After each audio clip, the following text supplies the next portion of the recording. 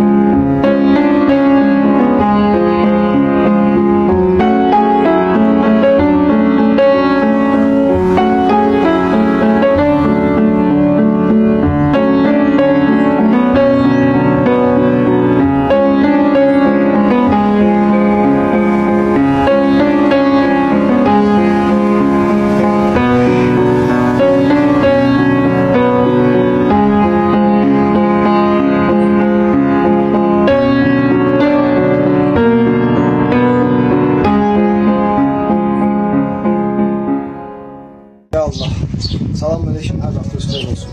Biz bugün mərhum ədalət yemeğindeyiz, Çarçı ədalət. Allah ona rəhmət eləsin.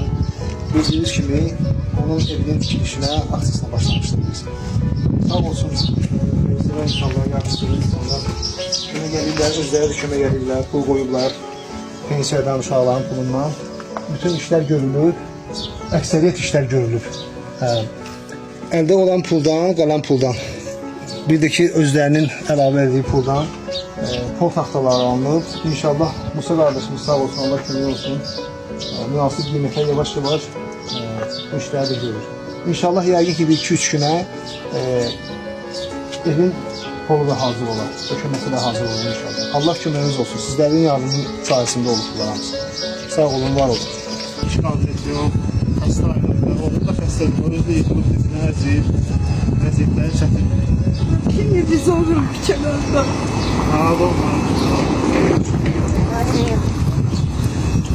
Küçələrdə sağ ol küçələrdə.